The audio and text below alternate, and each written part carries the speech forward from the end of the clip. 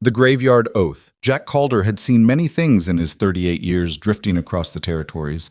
Range wars, hangings, men gutted over card games. But he'd never seen a boy make a blood oath over his parents' graves with eyes that didn't cry. The child couldn't have been more than 10, standing between two mounds of fresh-turned earth on a windswept Wyoming hillside, one hand pressed to each grave marker. His voice didn't shake when he spoke the words. That's what made Jack's gut twist. Boys that age should shake, they should sob, they should run. This one just stared north with murder in his heart and asked a stranger to bear witness. If you're watching from anywhere in the world, drop your city in the comments below. I want to see how far this story travels. And if it grabs hold of you the way it grabbed hold of me, hit that like button and settle in. Because what happened next changed two lives forever. The October wind carried the smell of sage and coming snow across the hill country, cutting through Jack's worn duster as he guided his roan gelding off the rutted trail. He hadn't planned to stop. The cemetery wasn't marked on any map he'd seen, just a scatter of weathered crosses and crooked headstones claiming a piece of high ground above Sweetwater Creek. But something had pulled his attention. Movement among the graves where nothing should be moving. A horse, ground-tied and grazing. A paint mare, good stock, with an empty saddle. Jack's hand drifted to the colt on his hip before he saw the boy. The child stood perfectly still between two graves so fresh the earth hadn't settled. No flowers. No one else in sight. Just a small figure in clothes too big for his frame, brown hair lifting in the wind, both hands spread flat against crude wooden markers. Jack should have ridden on. Should have let the scene be what it clearly was, private grief in a lonely place. But the boy's head turned and their eyes met across 30 yards of buffalo grass and scattered stones. The child didn't startle, didn't run, just looked at him with an expression that made Jack think of winter, cold, clear, and unforgiving. "You running from something?" Jack called out, staying in the saddle. "No, sir." The boy's voice carried steady on the wind. "I'm fixing to run toward something." Jack's jaw tightened. He knew that tone. Knew the flat certainty that came when a person's world had burned down and left only one direction to walk. He dismounted slow, left the roan to graze, and crossed the cemetery with his hands visible. Up close, the boy looked even younger than he'd first appeared, maybe 9, maybe 10, with a dusting of freckles across his nose and cheekbones sharp from missed meals. His clothes were trail dusty but decent quality. Town-bought, not homespun. The graves were marked with simple pine boards. Carved letters, done careful. Thomas Hale, 1831 to 1877. Sarah Hale, 1836 to 1877. Fresh graves, less than a week old, judging by the soil. "Your folks?" Jack asked, though he already knew. "Yes, sir." "I'm sorry for it." The boy nodded once, acknowledging the words without accepting comfort from them. His eyes, gray as creek stones, stayed locked on Jack's face with an intensity that didn't belong on a child. "What's your name, son?" "Evan Hale." "I'm Jack Calder." He waited, but the boy didn't speak again. "You got people? Somewhere you're supposed to be?" "Had an aunt in Cheyenne. Don't know if she's still there." "Long way to Cheyenne." "I'm not going to Cheyenne." Jack studied the boy's face, reading the truth there like words on a page. This wasn't shock. Wasn't the numb fog that settled over people fresh from loss. This was something harder and more dangerous. Purpose, forged in heat and cooled to steel. "Where are you going, Evan?" The boy turned back to the graves, placed his right hand on his father's marker and his left on his mother's. His voice dropped low, almost conversational, like he was talking to them instead of Jack. 3 weeks ago, a man came to our house. Pa didn't owe nobody money. We weren't in no dispute. Man just rode up one morning, called Pa out, and shot him in the yard before Ma could even scream. Then he shot her. Then he set fire to the house with everything we owned inside it. Jack's throat tightened. He'd seen it before. Claim jumpers, cattle thieves, men who killed for wages and never lost sleep. The territories were full of unmarked graves and stories nobody told. "I was at school," Evan continued, his voice still eerily calm. "When I got home, the house was ash and they were both lying in the yard. Neighbors helped me bury them here on the hill. They wanted me to come stay in town, but I said no. I got Pa's paint mare and his rifle, and I've been living in the line shack on the north pasture waiting. Waiting for what? The boy's fingers curled against the wood of the markers, his knuckles going white. Waiting to ask them if it was right. What I'm planning to do. A hawk cried somewhere high above them. Jack's horse snorted and shifted weight. The wind pulled at the brim of Jack's hat. And what did they say? Jack asked quietly. Evan's jaw set. They didn't say nothing, because they're dead. So I'm deciding for myself. He turned then, facing Jack full on, and what lived in those gray eyes made Jack want to step back. He'd seen grown men with less certainty, less cold clarity. I know the man's name, Evan said. I know what he looks like. I know he rides a buckskin with a white blaze and wears a brown hat with silver conchos. Neighbors saw him. They told the marshal, but the marshal said without proof it was just talk. Said the man probably drifted on anyway. Marshals ain't always wrong. This one is. Evan pulled something from his pocket, a scrap of paper, folded and refolded until the creases were soft as cloth. He opened it, careful, held it out. Jack took it, angled it to catch the light. A name. Written in a child's careful hand. Rourke Black. Below it, 3 words. Iron Hollow, Montana Territory. Where'd you get this? Heard 2 men talking outside the Mercantile 4 days ago. One of them said Black was drinking heavy up in Iron Hollow, spending money he didn't earn honest. Said he'd been hiring out to settle range disputes, quiet-like. Jack handed back the paper. Evan folded it with the same careful precision and returned it to his pocket. So you're riding to Montana Territory, Jack said. Not a question. Yes, sir. To do what exactly? Evan met his eyes without flinching. To kill the man who murdered my parents. The words hung in the air like gun smoke. Jack had heard men speak of killing before. In anger, in drink, in the heat of wounded pride. This was different.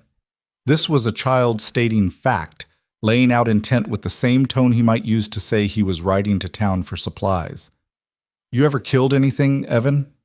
Shot rabbits, deer twice. That ain't the same. I know. The boy's voice didn't waver. But I'll learn.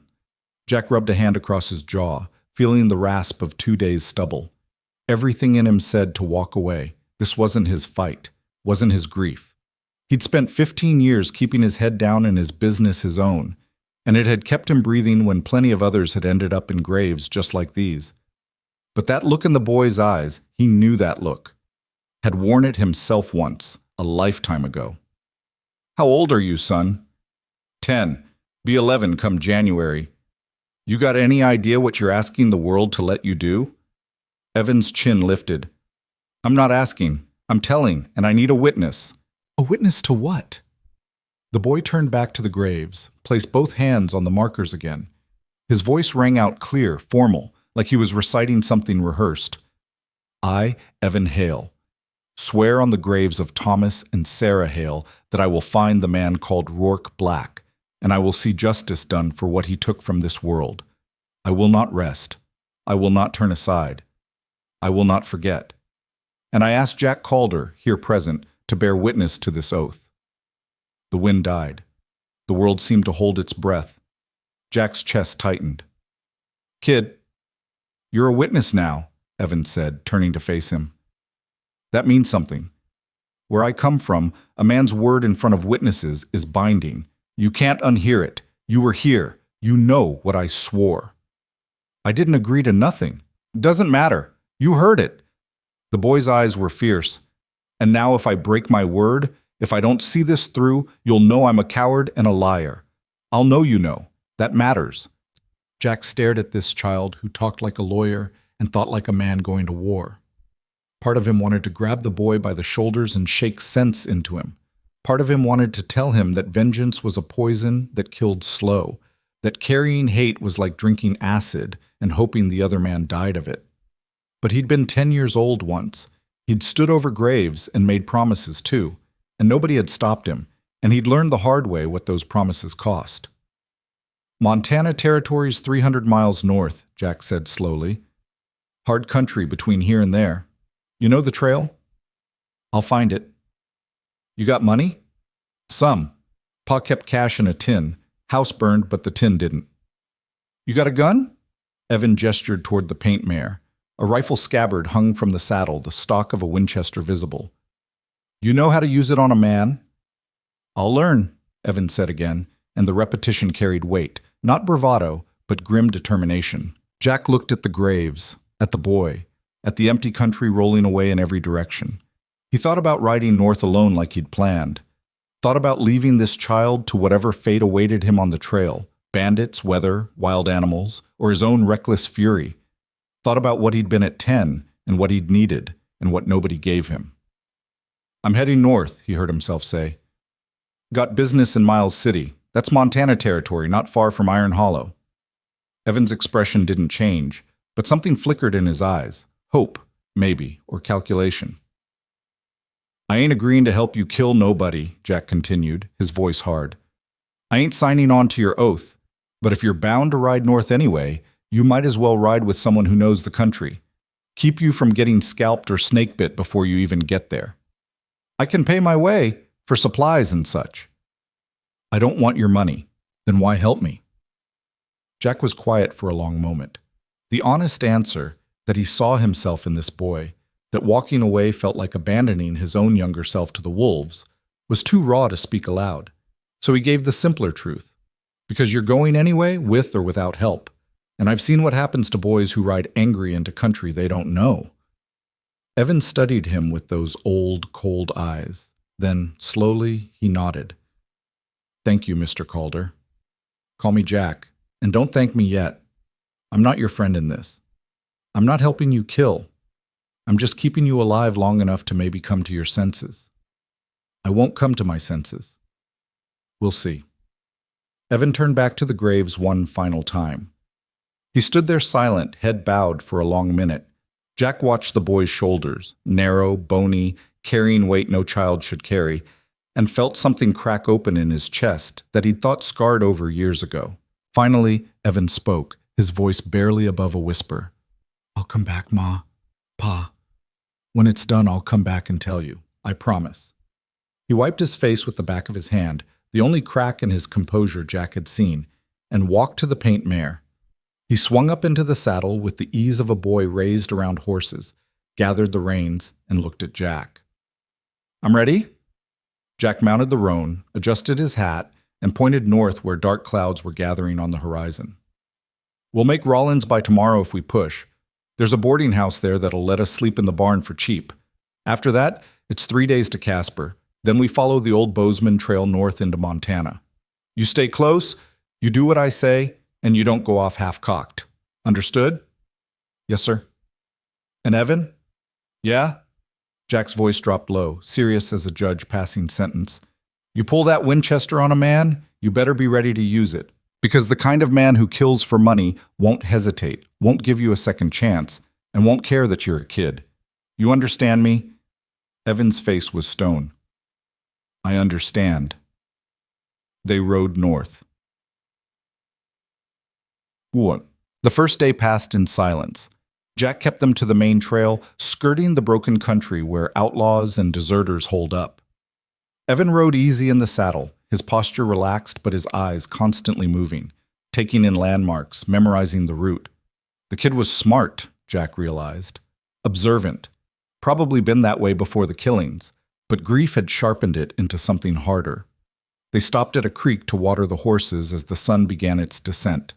Evan dismounted, filled his canteen, and ate a piece of hardtack from his saddlebag without being told. No complaints, no questions. You always this quiet? Jack asked, more to fill the silence than because he cared. Pa said talking for the sake of noise was wasteful.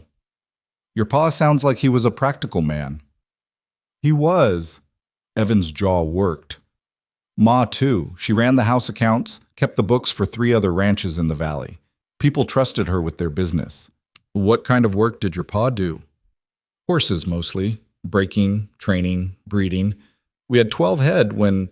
He stopped, swallowed hard. We had 12 head. What happened to them? Neighbors took them. Said they'd keep them until I was old enough to claim them proper. Evan's voice went flat. But I know how that goes.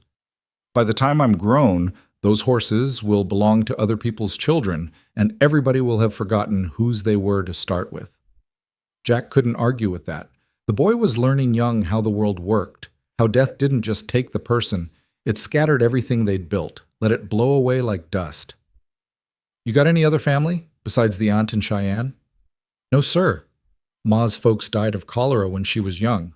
Pa had a brother, but he went west to the goldfields in '63 and never came back. So it's just you? Evan looked at him direct. Just me. They mounted up and rode until full dark, making camp in a stand of cottonwoods near the trail. Jack built a small fire, made coffee, and divided the salt pork and beans he'd brought. Evan ate methodical, cleaning his plate, then rinsed it in the creek without being asked. You know how to keep watch? Jack asked. Some. Pa taught me to listen for horses, watch for movement against the skyline. Good. We'll split it. I'll take first watch till midnight. You take midnight till dawn. You see anything that don't feel right, you wake me quiet. Don't yell, don't shoot. Just wake me. Clear? Clear. Jack settled against his saddle, rifle across his lap, and watched the boy roll into his blanket on the far side of the fire. Evan lay on his side, facing away, but Jack could tell from his breathing that he wasn't sleeping, just lying there staring into the dark, thinking thoughts no 10-year-old should have to think. The night deepened. Coyotes called from the hills. The fire burned down to coals, and Jack wondered, not for the first time, what the hell he'd gotten himself into. They reached Rawlins late the following afternoon, a hardscrabble town of false front buildings and muddy streets clinging to the railroad line.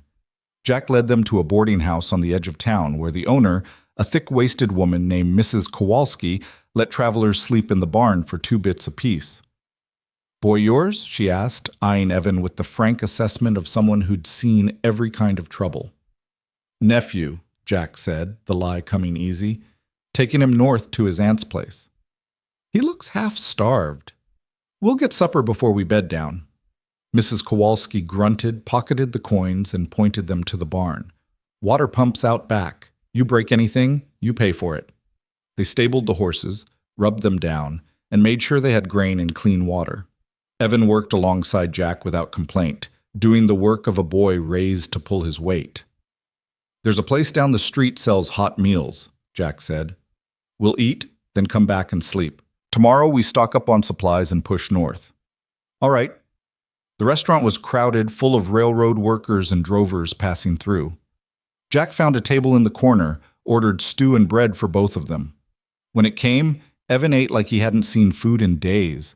Not frantic, but steady, purposeful, getting fuel into his body because he knew he'd need it. Jack watched him over the rim of his coffee cup. When's the last time you had a proper meal? Evan thought about it. Week ago, maybe. Neighbors brought food after the funeral. Since then, mostly jerky and hardtack. You're going to need your strength for what's ahead. I know. I mean it, Evan. This ain't a game. The trail gets rough north of here. Weather turns mean, and if we find this Rourke Black, if he's half what you say he is, it's going to take more than anger to stand against him. The boy set down his spoon and met Jack's eyes. I'm not angry. The hell you're not. No, sir. Angry is when you want to yell, want to hit something, want to break things. Evan's voice was quiet, almost thoughtful. What I feel is cold, like I'm already dead inside and all that's left is the job. Does that make sense? Jack's chest went tight, because yes, it made perfect sense. He'd felt exactly that way at 16, standing over his brother's grave with a list of names in his pocket and a borrowed gun on his hip. It makes sense, he said quietly, and that's what scares me. Why? Because that kind of cold, it don't thaw easy. And if you let it take root, it'll be all you are for the rest of your life. You'll wake up one day 20 years older and realize you can't remember what warmth feels like. Evan was quiet for a long moment, turning his spoon in his stew. Did that happen to you? Jack nearly lied, nearly deflected, but the boy deserved honesty. Yeah, he said. It did. How'd you get warm again? I didn't. Not all the way. I just learned to live with it. Evan absorbed that, his young face serious. Then he went back to eating, and Jack let the subject drop. They finished their meal in silence, paid, and walked back to the boarding house through streets turning to mud under a light rain. In the barn, they spread their bedrolls in adjacent stalls, listening to the horses shift and breathe in the darkness. "Jack?" Evan's voice came quiet through the gloom. "Yeah? Thank you. For the meal, for all of it. Get some sleep, kid." "Jack? What? When you were my age, did you make an oath like I did?" Jack stared up at the barn rafters, at the shadows and the rain dripping through gaps in the roof. The truth sat heavy on his tongue. "Yeah," he finally said. "I did." "Did you keep it?" "I did." "Did it make things better?" Jack closed his eyes. "No, it made things quiet. But that ain't the same as better." Evan didn't respond. After a while, his breathing evened out into sleep. Jack lay awake for hours, listening to the rain and remembering the boy he'd been, angry, certain, convinced that revenge would fill the hollow place grief had carved. He'd been wrong. Killing the men who murdered his brother hadn't brought his brother back, hadn't made the world make sense again. It had just made him a killer, and that weight never lifted. He didn't want that for Evan, didn't want this boy to carry the same scars. But wanting didn't change what was coming.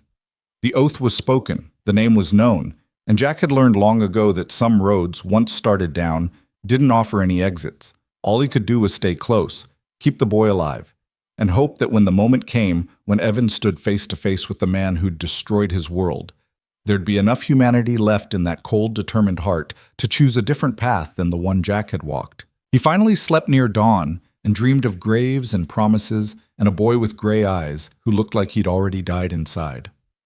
They left Rollins at first light, riding north into country that rose and roughened with every mile. The plains gave way to rolling hills, then broken ridges thick with pine. The air turned sharper, carrying the bite of high country and coming winter. Evan rode steady, never complaining about the pace or the cold.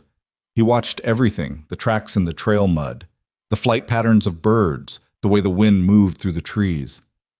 Learning, preparing. On the third day out, they came across a burned-out homestead. Jack saw Evan's shoulders go rigid the moment the ruins came into view. The boy pulled up his horse, staring at the blackened timbers and collapsed roof, at the stone chimney standing alone like a grave marker. "You all right?" Jack asked.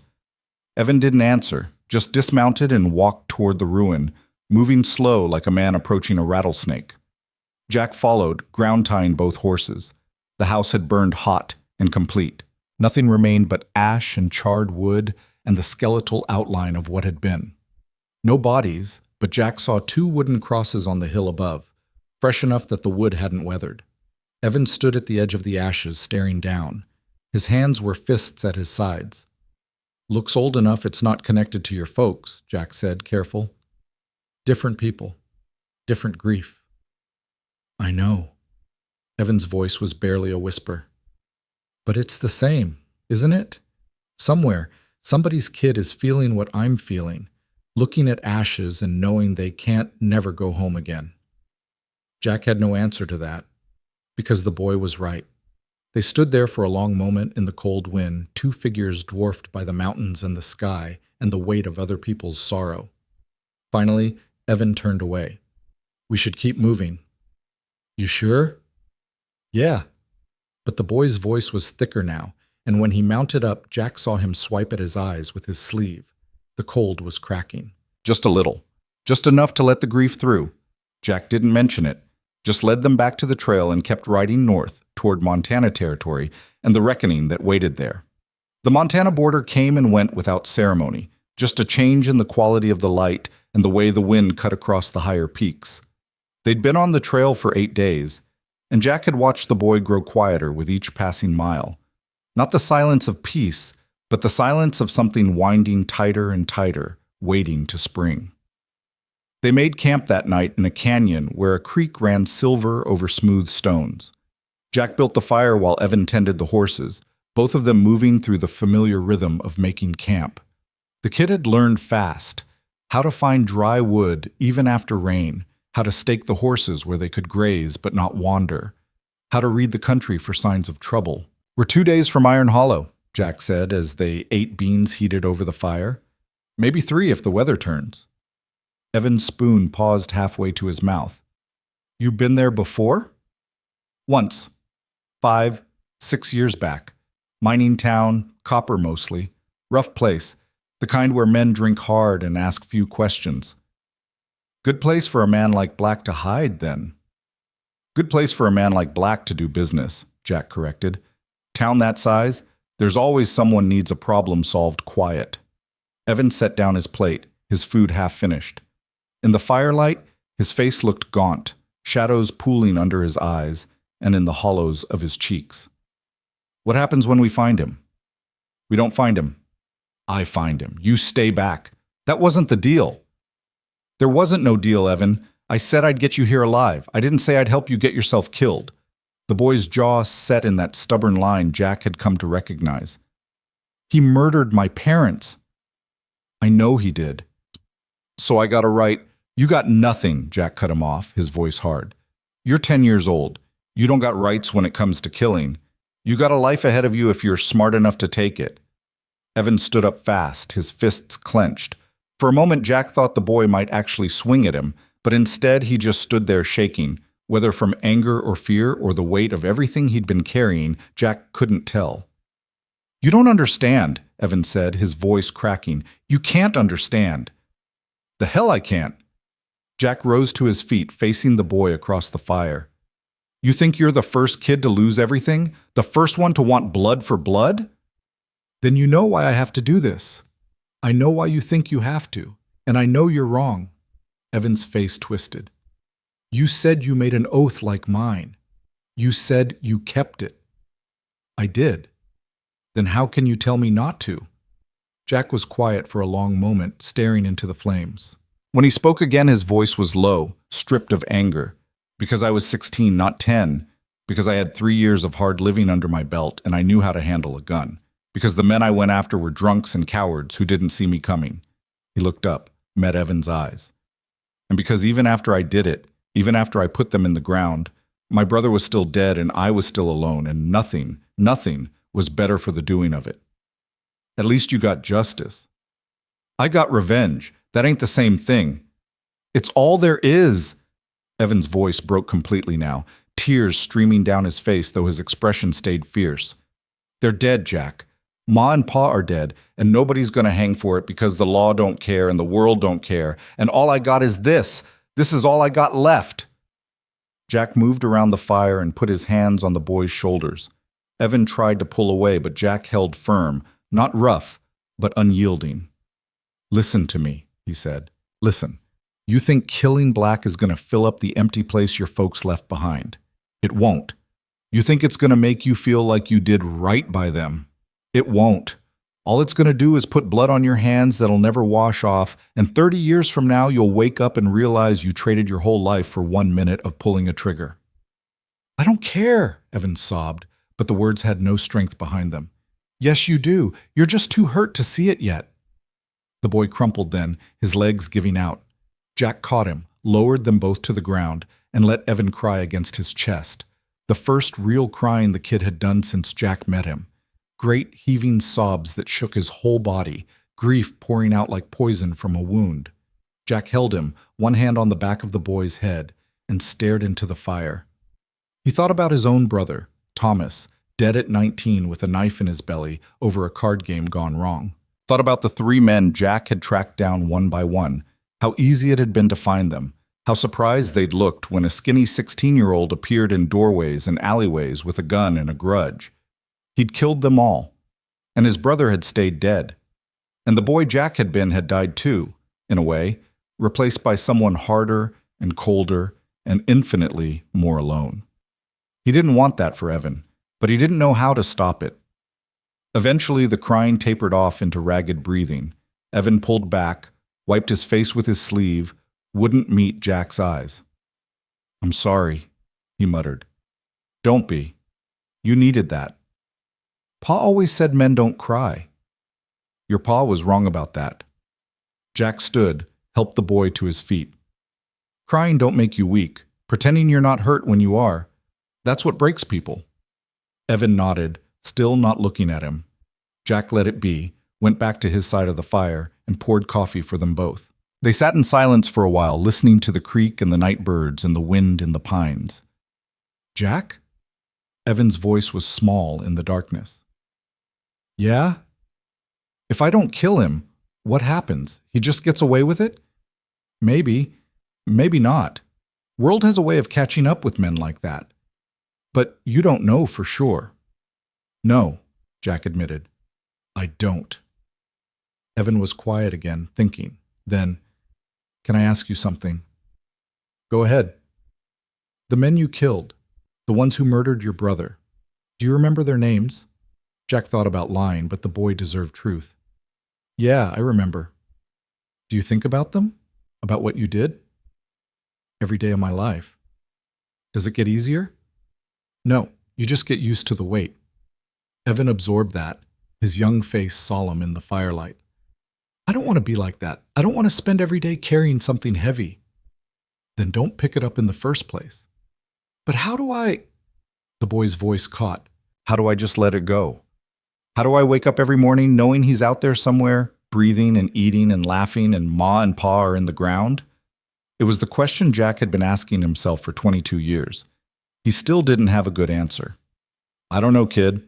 I honest to God don't know. But I know this. Your Ma and Pa didn't raise you to be a killer. They raised you to have a life. And the best way to honor them is to live it. Evan stared into the fire for a long time, his expression unreadable. Finally he nodded, just once, and rolled himself into his blanket without another word. Jack took first watch, his rifle across his knees, and wondered if anything he'd said had made a difference at all. The next day dawned cold and gray, with clouds hanging low over the mountains. They broke camp in silence, both of them moving careful around the conversation they'd had the night before. Evan's eyes were red-rimmed, but his face was composed, that hard mask back in place. They rode through pine forests that grew thicker as they climbed, the trail narrowing to little more than a game path in places. Jack kept them moving at a steady pace, watching the sky and the country both. Snow was coming. He could smell it on the wind, taste it in the back of his throat. Around midday, they came upon a trapper's cabin, abandoned for the season. Jack checked it for signs of recent use, found nothing but old mouse nests and a broken axe handle. They watered the horses at the stream behind the cabin and ate cold biscuits and jerky in the saddle. How much farther? Evan asked. Iron Hollow's in the next valley over. We'll reach it tomorrow if we push, day after if we take it easy. Let's push. Jack studied the boy's face. You sure you're ready for this? No, but it don't matter if I'm ready or not. We're here. They pushed. The trail climbed higher, following ridgelines where the wind cut like knives, and the pines grew twisted and stunted. Evan rode hunched against the cold, his coat pulled tight, but he never asked to stop or slow down, just kept his eyes on the trail ahead and his hands steady on the reins. Late in the afternoon, as they crested a high pass, Jack saw smoke in the distance, thin columns rising from the valley below. A town, bigger than he'd remembered. Iron Hollow had grown in the years since he'd last passed through. There, he said, pointing. Evan pulled up beside him, staring down at the settlement.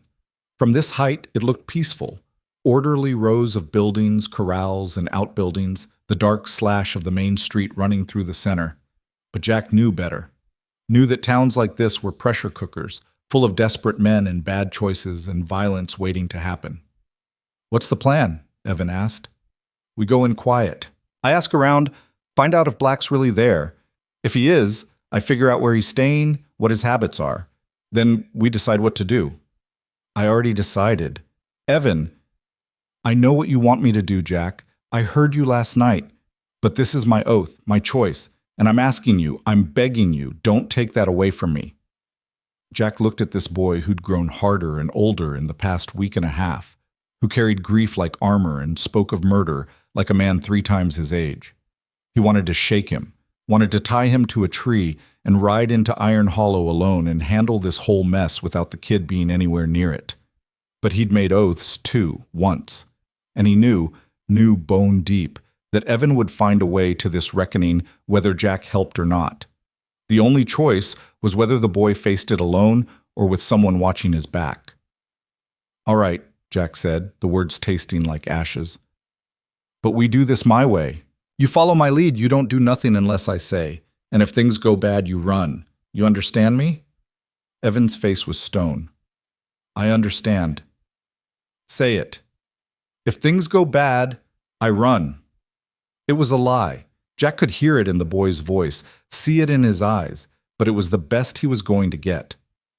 They descended toward Iron Hollow as the sun dropped behind the western peaks, turning the sky the color of blood and gold. The town was everything Jack remembered, and worse. Buildings thrown up quick and cheap, a main street churned to mud by wagon traffic, men standing in knots outside the saloons, even in the fading light. The smell hit them before they reached the outskirts, wood smoke and unwashed bodies and the sour-sweet stink of the mine tailings. Jack led them to a livery stable at the edge of town, a weathered structure with a faded sign that read Hutchins and Sons. An old man with a scarred face and one clouded eye emerged from the gloom inside. Help you, gents? Need stabling for 2 horses. A week, maybe more. The old man looked them over. Jack in his trail-worn duster, Evan on his paint mare with a rifle strapped to the saddle. His good eye lingered on the boy.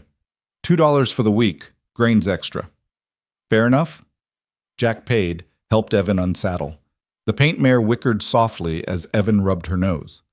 She's a good horse, the old man observed. Solid bloodlines. She was my pa's, Evan said quietly. Something shifted in the old man's expression. Well, I'll take good care of her then.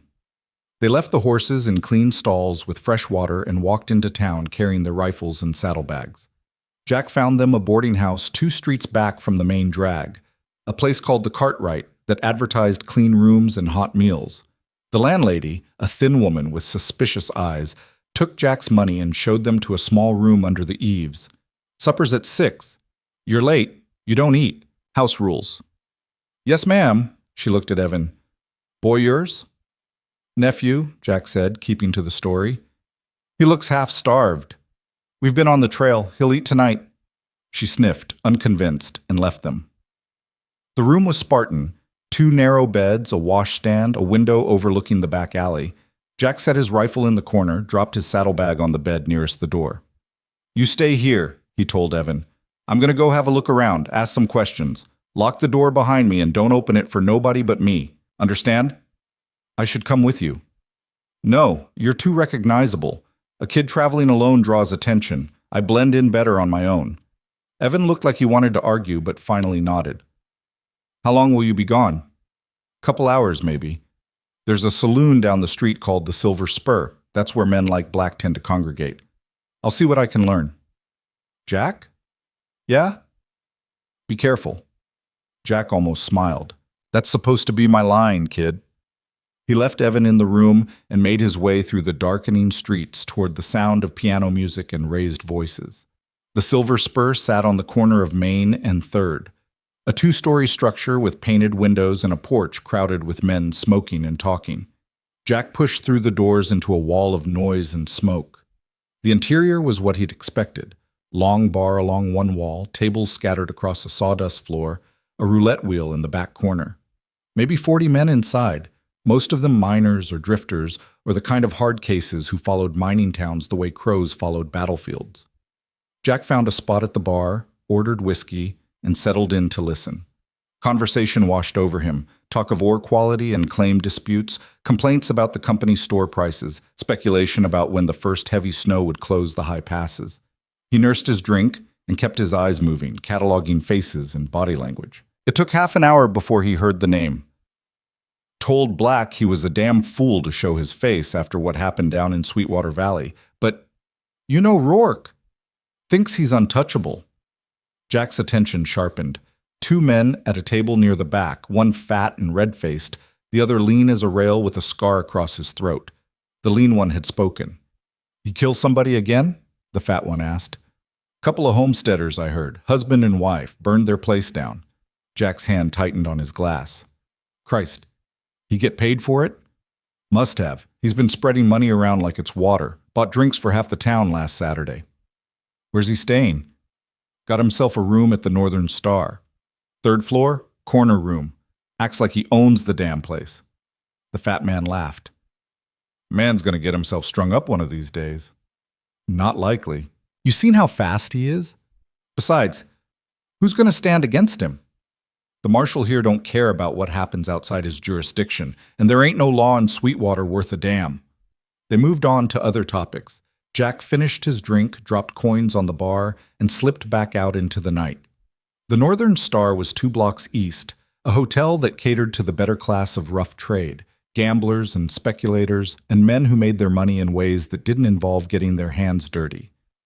Jack stood across the street in the shadows, studying the building. 3 stories, brick construction, lamp-lit windows. A man came out as Jack watched, well-dressed, carrying a walking stick. 3rd floor, corner room. Jack committed the layout to memory, then made his way back to the Cartwright. He found Evan sitting on the bed with his back against the wall, the Winchester across his lap, staring at nothing. The boy's head snapped up when the door opened. His hands moved toward the rifle before he recognized Jack. "Easy," Jack said, closing the door behind him. "It's just me." Evan relaxed fractionally. "Did you find him?" "Found where he's staying. Northern Star Hotel, 3rd floor." "Is he there now?" "Don't know. Didn't go in to check." Evan stood, his face eager in a way that made Jack's stomach turn. "What do we do? Go there now? Wait until morning?" "We don't do nothing tonight. We sleep, we eat, and tomorrow I go back and figure out his patterns. Where he goes, when he's alone, how careful he is." "I'm coming with you." "No, you're not." "Jack, listen to me." Jack kept his voice level with effort. "This man kills for a living. He's good at it. That's why people pay him. If he sees you, if he even suspects someone's asking about him, he'll disappear or worse. You want a chance at this? You let me handle the reconnaissance. Understood?" Evan's jaw worked, but finally he nodded. "Good. Now let's get some food in you before supper's done." They went down to the dining room where the landlady served them beef stew and bread. Evan ate like he was storing up for winter, cleaning his bowl twice. The landlady watched with thin approval. "Boy's got an appetite, at least." "Yes, ma'am." Back in the room, they prepared for sleep. Jack checked the Winchester, made sure it was loaded and in reach. Evan stood at the window, looking out at the lights of the town. "Jack?"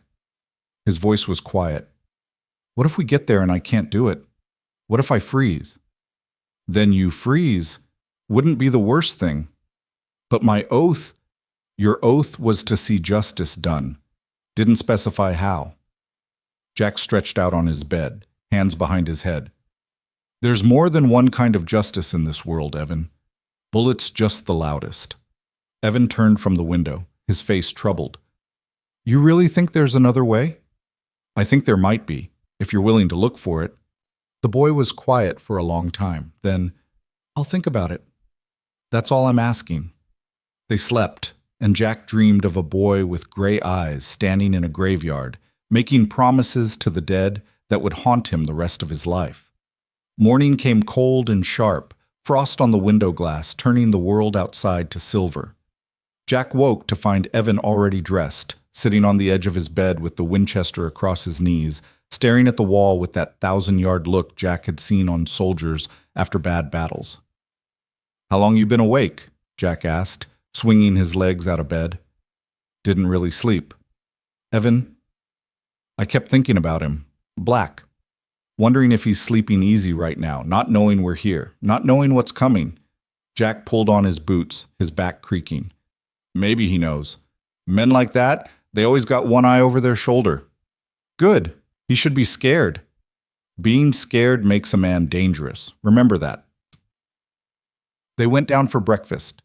Fried eggs and potatoes and coffee, strong enough to strip paint. The landlady watched Evan eat with the same thin approval as the night before, then surprised them both by setting down a plate of biscuits. "Growing boy needs more than eggs," she said, and walked away before either of them could respond. Evan looked at Jack, something like wonder in his face. "She doesn't even know me. Some people are just decent that way. Doesn't mean they're weak or foolish, just means they remember what it's like to be hungry." The boy ate the biscuits slowly, like he was trying to make them last. When he finished, Jack pushed back from the table. "I'm going out. You stay here, you stay out of sight, and you don't go near the Northern Star. I catch you disobeying me on this, and I'll tie you to the bed. We clear? Clear. Jack studied his face, looking for the lie, but Evan met his eyes straight on. It didn't mean the boy was telling the truth, just that he'd gotten better at hiding. I'll be back by noon. We'll figure out the next step then. He left Evan in the room and made his way through the waking town. Men were already heading to the mines, lunch pails in hand, faces set against the cold. The saloons were closed, but the mercantile was open, and Jack went in under the pretense of buying tobacco. The clerk was a nervous man with ink-stained fingers who seemed happy to talk once Jack got him started. Within 10 minutes, Jack knew that Rourke Black had been in town for 3 weeks, that he kept to himself mostly, but drank heavy on Saturday nights, that he'd won $200 at poker last week and nearly killed a man who accused him of cheating. Nasty piece of work, the clerk confided, leaning across the counter. Nobody knows what he does exactly, but money comes and goes and he don't work the mines. You do the arithmetic. He got friends? People who'd stand with him if trouble came calling? The clerk's eyes narrowed slightly. Why are you asking? Just making conversation, new in town, trying to get the lay of things. Well, keep your distance from Black is my advice. Man's got a temper like a stepped-on snake, and he's killed more than one person who crossed him. Jack bought the tobacco and left. He spent the next 2 hours walking the town, mapping it in his head. Which streets led where? Which alleys were dead ends, where a man could run or hide or make a stand? He noted the marshal's office, a small building near the assayers with bars on the windows and a bored-looking deputy sitting out front.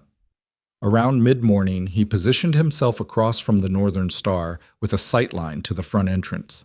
He bought a newspaper from a corner vendor and sat on a bench, pretending to read while he watched. Black emerged just before 11. Jack recognized him from the description Evan had given, tall and broad-shouldered, wearing a brown hat with silver conchos and a dark coat that hung open to show the matched Colts on his hips.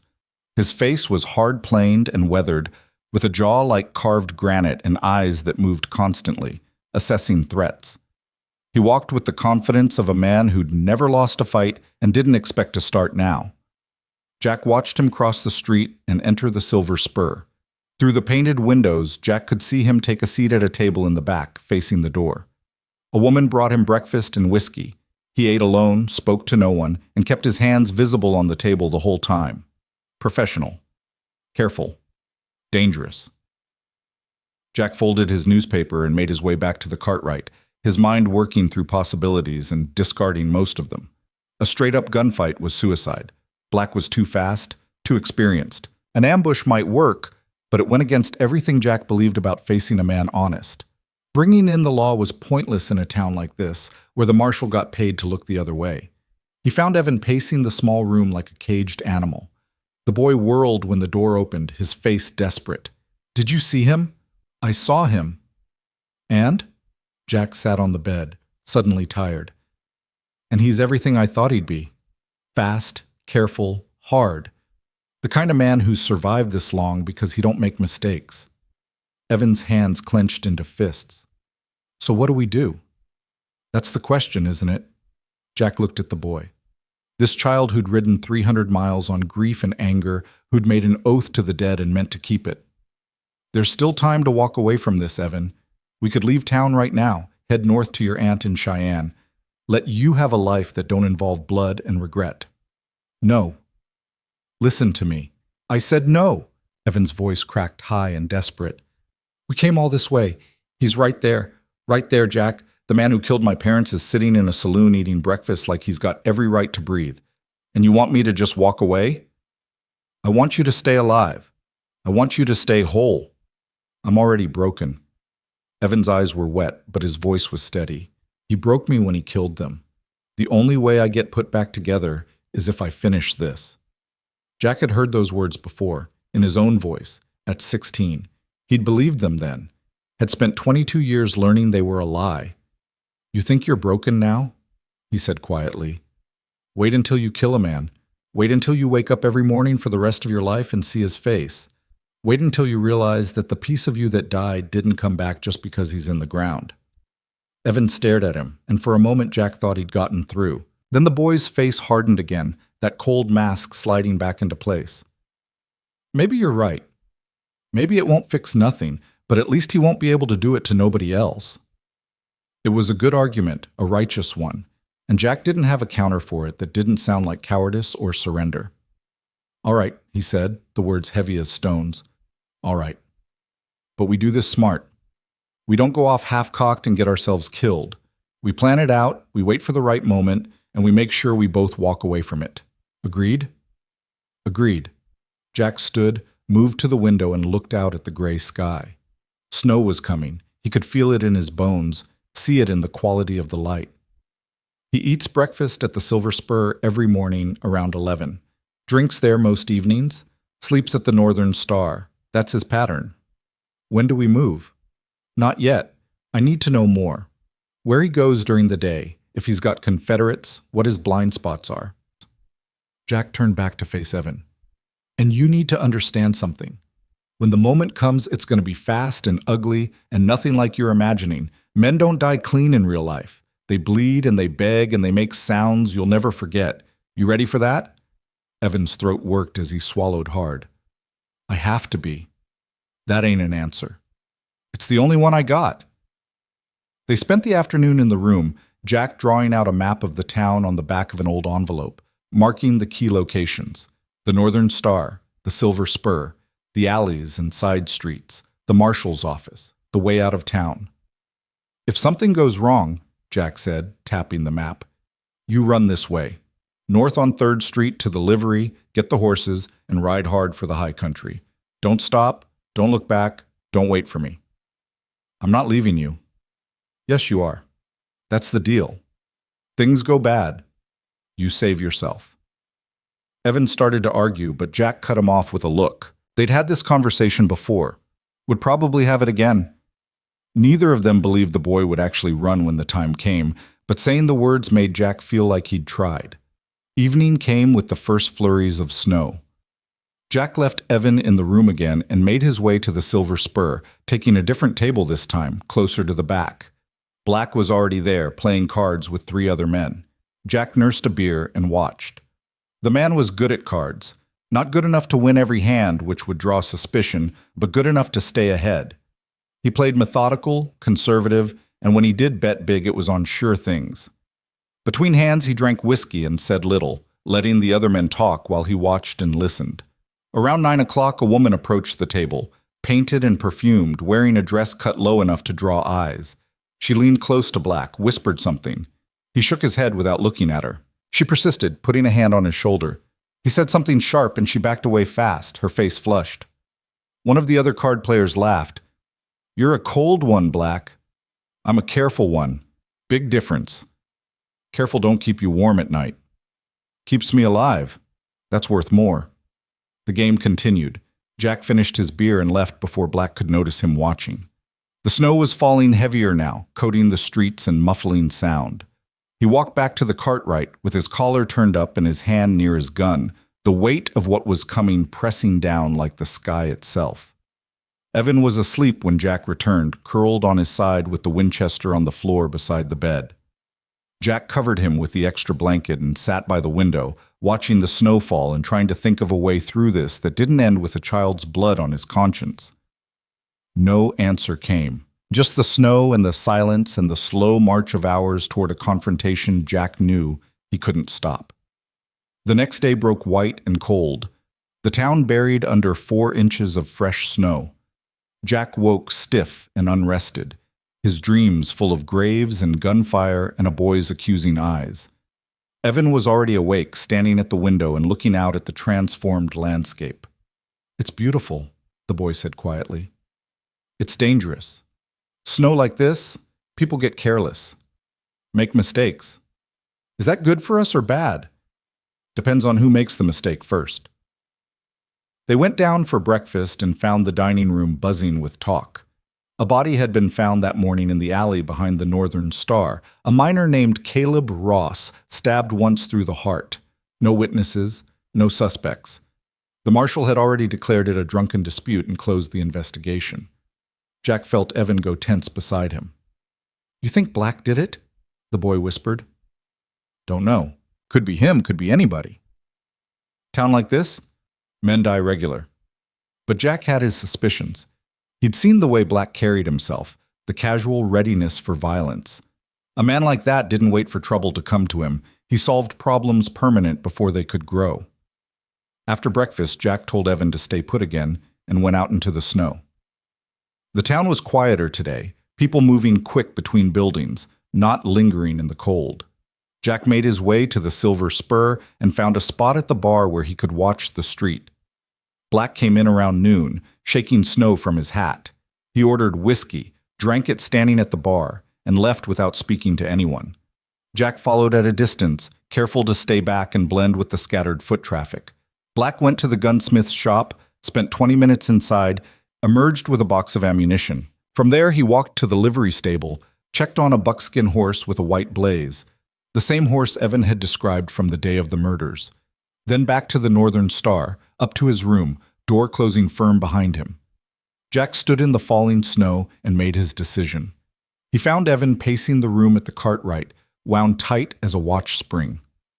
"I know where he is," Jack said, "and I know his routine. If we're going to do this, it has to be tomorrow." Evan stopped pacing, his face going pale. "Tomorrow? Storm's supposed to get worse. Day after tomorrow, the passes might be closed and we'll be trapped here. We move tomorrow or we walk away." "What's the plan?" Jack sat on the bed and laid it out. Black would be at the Silver Spur for breakfast around 11. They'd wait outside, catch him on the street when he left. Jack would do the confronting, make it clear what Black had done, give him a chance to surrender to the law. If he refused, if he went for his guns, then what happened next would be on him. "And if he surrenders?" Evan asked, his voice skeptical. "Then we turn him over to the marshal, make enough noise that they have to do something, get witnesses, force a trial." "The marshal won't care. You said so yourself." "Maybe not, but we'll have tried. That counts for something." Evan shook his head slowly. "You know it won't go that way. You know he'll draw on you." "Probably." "And then?" Jack met the boy's eyes. "And then I'll kill him. But it'll be a fair fight, face to face, and you won't have that weight on your soul." "I want to be there. I want him to see me. Want him to know why." "Evan, please." The boy's voice broke. "Please, Jack. I need him to know. Need him to understand what he took from this world." Jack wanted to refuse, wanted to lock the boy in this room and handle it alone. But he understood the need, the hunger to be seen, to have your grief acknowledged by the person who caused it. He'd felt that too once. "All right," he said against his better judgment. "All right. But you stay back. You don't draw that rifle unless I'm dead or dying. And if things go wrong, you run. We agreed on that." We agreed. They spent the rest of the day preparing. Jack cleaned his Colt, checked the action, loaded fresh rounds. Evan did the same with the Winchester, his young hands moving with a competence that spoke to his father's teaching. Neither of them spoke much. There wasn't much to say. That night Jack barely slept, running through scenarios in his head. Black was fast, probably faster than Jack. But Jack had survived 38 years in rough country by being smart and careful and willing to do what needed doing. That would have to be enough. He looked over at Evan's bed and saw the boy lying awake, staring at the ceiling. "You scared?" Jack asked into the darkness. "Terrified." "Good. Fear keeps you sharp. It's the men who aren't scared that get killed." "Were you scared? When you went after the men who killed your brother?" Jack thought back to that younger version of himself, 16 years old and burning with righteous fury, convinced he was invincible because his cause was just. "I wasn't scared enough," he admitted. "I should have been." "But you survived." "I survived.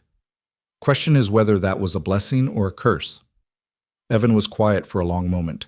Then, "Jack, if something happens tomorrow, if I have to run and you don't make it, what do I do after?" "You go to your aunt in Cheyenne. You tell her everything. You let her take care of you." "And if she won't?" "Then you find someone who will. You don't give up on yourself just because the world's hard. You hear me?" "I hear you." "And Evan, if I don't make it tomorrow, if Black's faster than me, you don't try to finish it. You run like hell and you keep running. Don't let your oath turn into your grave." "I'll try." It wasn't a promise, but it was all Jack was going to get. Morning came too fast and too slow at the same time. Jack woke before dawn, his stomach tight and his mouth dry. He dressed careful, checked his gun one final time, and looked at himself in the small mirror over the washstand. The face that looked back was older than he felt, lined and weathered by hard years and harder choices. "You ready for this?" he asked his reflection. No answer came. Evan rose and dressed without speaking, his movements mechanical. He strapped on his father's gun belt, too big for his waist, cinched tight with an extra hole punched through the leather. The Winchester he carried like it was part of him. They went down for breakfast and couldn't eat. The landlady noticed, her sharp eyes missing nothing. "You boys in some kind of trouble?" "No, ma'am," Jack lied. "Just got business to tend to." "Business that's got you looking like you're headed to a funeral?" Jack couldn't help but smile at that. Something like that. She studied them both for a long moment, then surprised Jack by reaching out and putting a hand on Evan's shoulder. "You're a good boy," she said. "I can see it. Don't let nobody tell you different." Evan's eyes went wet. "Thank you, ma'am." They left the Cartwright at 10:30 and made their way through the snow-covered streets toward the Silver Spur. Jack's hand stayed loose near his gun, his eyes scanning rooftops and alley mouths. Beside him, Evan walked silent and pale, the Winchester held across his chest. The saloon came into view. Jack stopped at the corner, pulling Evan into the shadow of a building. "Last chance," he said. "We can still walk away from this." Evan shook his head. "No, we can't." And Jack knew he was right. They'd ridden too far, invested too much, carried this weight too long to set it down now. The only way forward was through. "Stay behind me. Stay alert. And remember what I said. Things go bad. You run." "I remember." They took up position across the street from the Silver Spur, partially hidden by a freight wagon parked at the curb. The street was quiet, most people driven inside by the cold and the snow that continued to fall in lazy spirals. 11 o'clock came and went, then quarter past. Jack's nerves stretched tighter with each passing minute. Maybe Black had changed his routine. Maybe he'd left town. Maybe... The saloon doors opened and Rourke Black stepped out into the gray morning light. He paused on the porch, pulling on his gloves, his breath steaming in the cold air. He looked left, then right, and Jack saw the exact moment Black's eyes found them across the street. The man went still. Not startled, not frightened, just alert and focused in the way of a predator that spotted prey. Jack stepped out from behind the wagon, his hand near his gun but not touching it yet. Evan moved with him, staying close. Black's eyes flicked to the boy, then back to Jack. A slight smile touched his hard face. "You looking for me, friend?" Jack's voice came out steady, carrying across the snow-muffled street. "Rourke Black?" "Depends who's asking." "Name's Jack Calder. This here's Evan Hale. You remember that name? Hale?" Something shifted in Black's expression. Not guilt, not shame, just a cold calculation. "Can't say I do." "Try harder," Jack said. "Thomas and Sarah Hale. 3 weeks ago, Sweetwater Valley. You rode up to their house one morning, called the man out, and shot him dead. Then you shot his wife. Then you burned their home to ash. Ring any bells?" Black's smile widened slightly. "You a lawman?" "No." "Then what's your stake in this?" Jack gestured to Evan without taking his eyes off Black. "I'm here because this boy asked me to witness his oath. The oath he made over his parents' graves. The oath to see justice done for what you took from him." Black looked at Evan again, longer this time, and something like amusement flickered in his cold eyes. "That's so. How old are you, boy? 9, 10? "Old enough," Evan said, his voice shaking but defiant. "Old enough to watch your folks die, maybe. But you ain't old enough to do nothing about it. I'm here, aren't I?" Evan's hands tightened on the Winchester. "I tracked you 300 miles. I found you. I'm standing in front of you right now. Tell me I'm not old enough." Black's smile disappeared. He looked at Jack again, reassessing. "So what now? You plan to shoot me down in the street? In front of witnesses?" "I plan to give you a choice," Jack said. "You come with us to the marshal's office. You confess to what you did. You face trial for murder." Black actually laughed at that. A short, bitter sound. "Trial? In this town? For killing homesteaders nobody cared about? You're either stupid or crazy. Maybe both. But I'm giving you the chance to do this right. And if I refuse, Jack's hand moved closer to his gun. Then we settle it here and now. Fair fight. You and me. Black's eyes went flat and hard. You sure you want that, friend? I've killed better men than you before breakfast. Probably, but I'm the one standing between you and that boy, and I made a promise to see this through. So yeah, I'm sure. For a long moment, nobody moved. The street was frozen in tableau, Jack and Evan on one side, Black on the other, snow falling between them like ash from a cold fire. Somewhere distant, a dog barked. A door slammed. The world kept turning, indifferent to the violence about to happen. Black's hand dropped toward his gun. Jack drew. The world compressed into a single breath, a heartbeat, the fraction of a second where everything hung suspended between life and death. Jack's hand closed around the worn grip of his Colt and pulled it free of the holster in one smooth motion born of muscle memory and 38 years of survival instinct. Beside him, he heard Evan gasp, heard the metallic click of the Winchester being cocked, but all of Jack's focus narrowed to the man across the street whose hand was moving with terrible speed toward the matched pistols on his hips. Black was fast. Faster than Jack had hoped. His right hand Colt cleared leather a heartbeat before Jack's, the barrel coming up smooth and practiced. No wasted motion, no hesitation. The kind of draw that came from killing men as a profession. From staying alive when others died because speed meant everything and second place meant a grave. But Jack had something Black didn't. He had a reason beyond money. Had a boy standing behind him whose whole future depended on what happened in the next 2 seconds. And that made all the difference. Jack's shot cracked across the snow-muffled street a fraction of an instant before Black's. The bullet took Black high in the right shoulder, spinning him sideways. Black's return shot went wide, punching through the freight wagon's sideboard 2 feet from where Jack stood.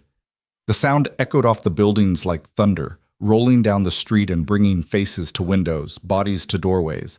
Black staggered, but didn't fall, his left hand crossing to draw the second Colt. Jack fired again, this time aiming low, and the bullet caught Black in the right thigh.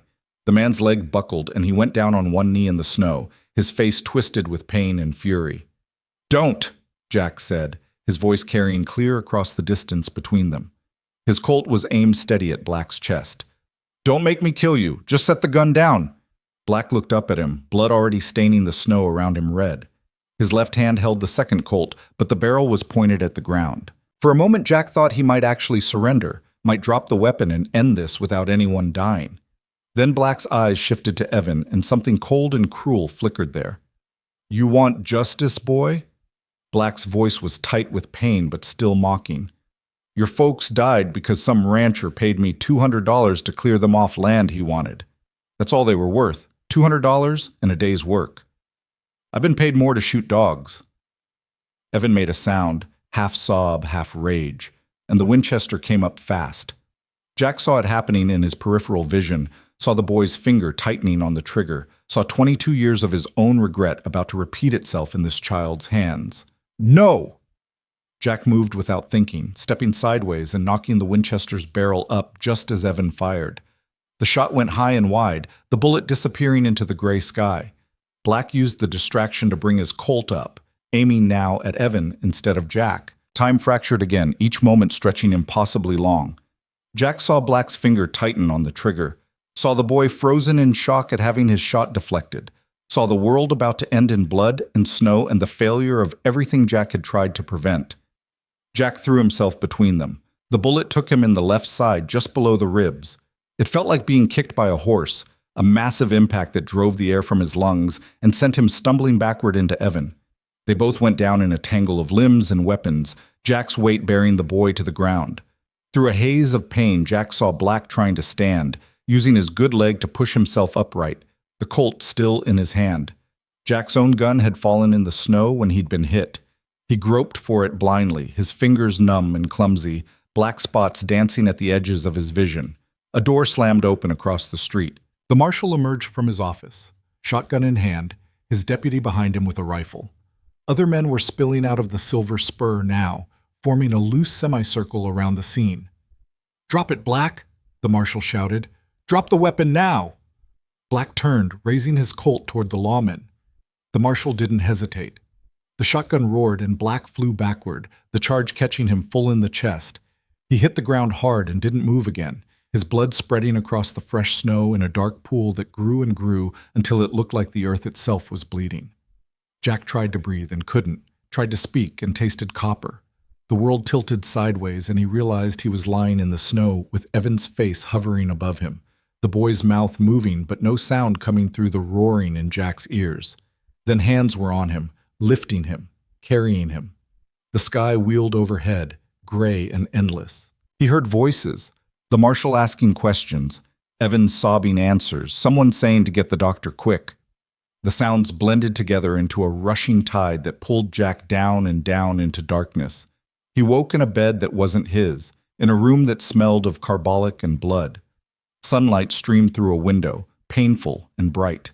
His side was on fire, each breath a study in agony.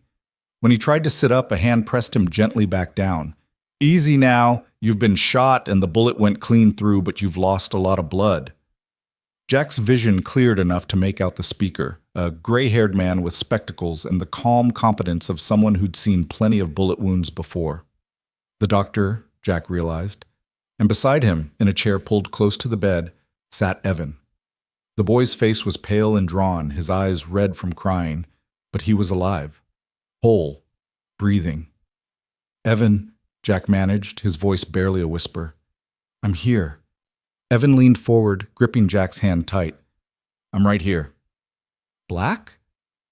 "Dead," the doctor said quietly. "Marshall shot him. Witnesses say it was self-defense on the marshal's part, and self-defense on yours too when you drew on Black. No charges being filed." Jack closed his eyes, relief and sorrow washing through him in equal measure. The man was dead. Evan's parents had been avenged, but the weight of it still pressed down heavy, a burden that wouldn't lift just because the trigger had been pulled. "The boy's been here 3 days straight," the doctor continued. "Wouldn't leave your side. We had to force food into him." "3 days? You've been in and out, fever from the wound, but you're past the worst of it now. Another week of rest, and you should be able to travel." The doctor left them alone. Jack turned his head to look at Evan properly. The boy was still holding his hand, his grip trembling. "You saved my life," Evan said, his voice breaking. "He was going to shoot me and you stepped in front of the bullet. Couldn't let you get killed, not after dragging you all this way. Why?" Tears were streaming down Evan's face now. "Why would you do that? You barely know me." Jack was quiet for a long moment, gathering strength to speak the truth he'd been carrying. "Because I was you once.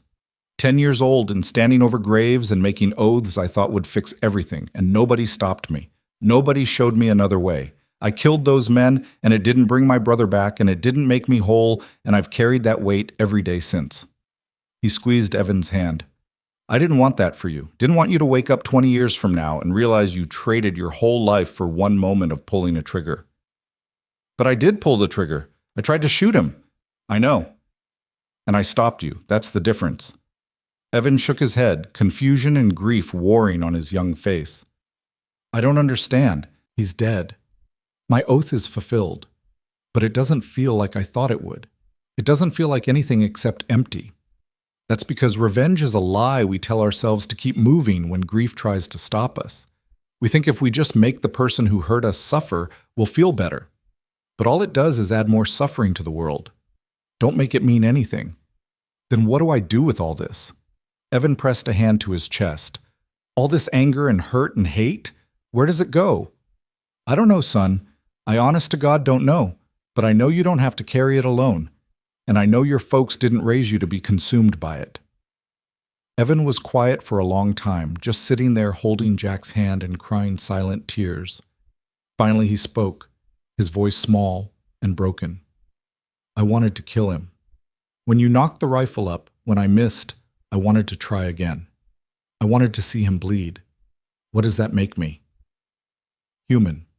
Hurt. 10 years old and trying to process something no child should have to process." Jack met his eyes. "But wanting something and doing it are two different things. You wanted to kill him, but you didn't. I stopped you, yeah, but you let me. You could have fought me off, could have tried again when I went down. You didn't. That tells me who you are underneath all the pain. Who am I? You're Thomas and Sarah Hale's son. You're a boy who loved his parents enough to ride 300 miles in the cold to see justice done. You're someone who's been hurt but ain't broken. Not all the way. Not yet. Evan's shoulders shook with sobs. Jack wanted to sit up, to pull the boy into an embrace, but his wounded side wouldn't allow it.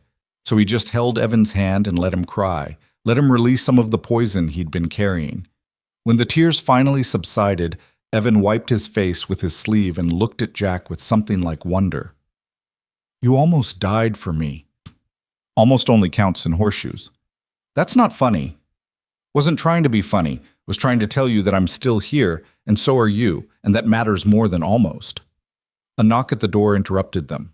The marshal entered, hat in hand, his weathered face grave. He was older than Jack had initially thought, maybe 60, with the careful movements of someone whose joints ached in the cold. Mr. Calder, glad to see you're awake. I need to ask you some questions about what happened. Jack nodded, then regretted it as pain lanced through his side. Go ahead. The marshal pulled up a chair. I've talked to witnesses. They say Black drew first, that you gave him a chance to surrender, that when he went for his gun you had no choice but to defend yourself. That square with your recollection? It is. And the boy? Witnesses say he fired a shot too. Jack's hand tightened on Evan's. He was scared. Saw a man drawing on us and reacted. Gun went off by accident. It was a lie, and they both knew it, but the marshal's eyes were kind beneath their hard exterior. Accident, right. He turned to Evan. That how you remember it, son? Evan looked at Jack, then back to the marshal. Yes, sir. It was an accident. The marshal nodded slowly. Well then, no charges against either of you. Black had a reputation. Been wanted in 3 territories for various killings. The world's better off without him, and that's the truth. He stood, settled his hat back on his head. You got family, boy? Somewhere you're supposed to be? I have an aunt in Cheyenne. We'll get word to her. Let her know you're all right. The marshal paused at the door. What you did took courage, coming all this way. But take my advice. Let this be the end of it. Go live your life. Don't let what happened to your folks define everything you become. After he left, Jack and Evan sat in silence for a long time.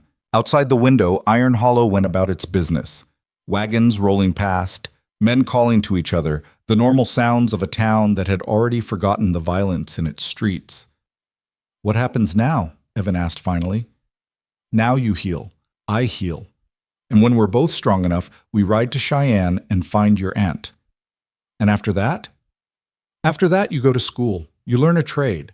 You grow up and make something of yourself that your parents would be proud of. What about you? Jack hadn't thought that far ahead. Hadn't planned past keeping the boy alive and seeing this through. I'll drift, I suppose. Same as I always have. You could stay. In Cheyenne, I mean. If my aunt takes me in, you could... Evan trailed off, uncertain. Could what? Be your uncle for real? Jack's chest tightened. Evan, I'm not the kind of man who stays put. You're the kind of man who took a bullet for a kid you barely knew. You're the kind of man who rode 300 miles to keep me from making a terrible mistake. You're the kind of man my pa would have liked. Evan's voice was fierce now, determined. So don't tell me you're not good enough. Don't tell me you don't deserve a home. Jack looked at this boy who'd grown up too fast, who'd faced down his demons and survived, and felt something crack open in his chest, a place that had been frozen for 22 years, warming for the first time since he'd stood over his brother's grave. We'll see, was all he could manage. Let's get through the healing first. Then we'll figure out what comes next. The days passed slow and painful. Jack's wound knitted itself back together under the doctor's careful tending. The fever broke and stayed broken, and gradually he regained enough strength to sit up, then stand, then walk short distances around the room. Evan stayed close the whole time, reading to Jack from old newspapers, playing cards when Jack was up for it, just sitting quiet when he wasn't. The landlady from the Cartwright came to visit, bringing food she'd cooked herself, real food, not the thin broth the doctor insisted on. She clucked over both of them like a worried hen. You boys scared 10 years off my life, she scolded, but her eyes were warm. Whole town's talking about what you did, standing up to Black like that. We didn't do nothing special, Jack said. You stood up for what was right. That's plenty special in a world that mostly looks the other way. She turned to Evan. Your folks would be proud of you, child. You remember that. After she left, Evan was quiet for a long time. Then, do you think they would be? Proud of me? Jack considered the question carefully. I think they'd be proud that you came all this way seeking justice. I think they'd be grateful you didn't have to pull the trigger yourself. And I think they'd want you to take all this pain and anger you've been carrying and use it to fuel something good. Something that adds to the world instead of subtracting from it. How do I do that? One day at a time.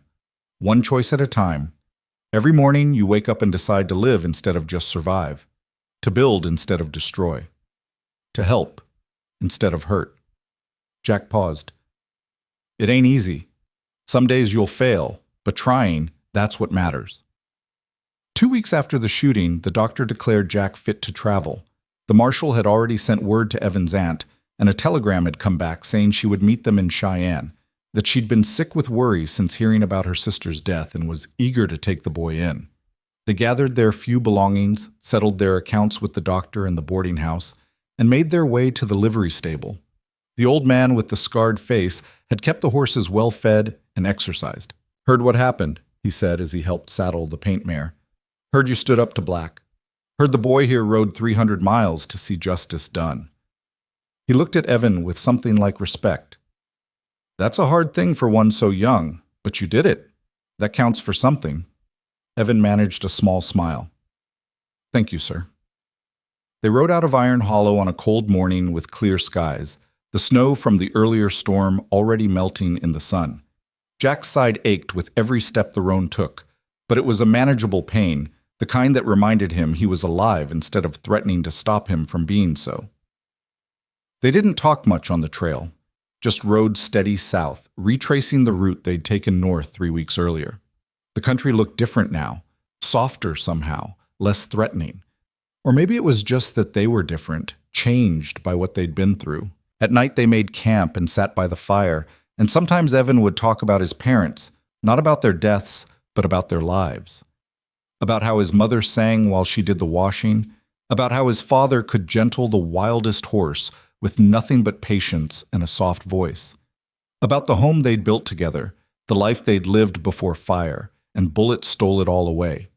Jack listened and let the boy talk, understanding that this was part of the healing, reclaiming the memories, separating the people his parents had been from the violence of their ending.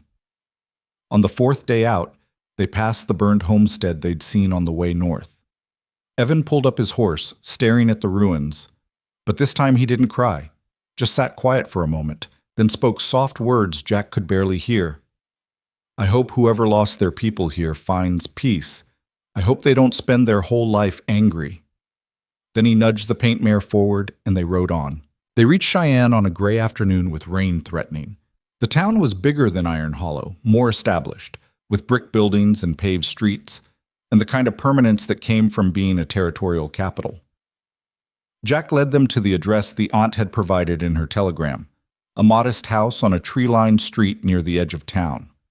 A woman emerged before they could even dismount, small and dark-haired, maybe 40, with Sarah Hale's eyes and cheekbones.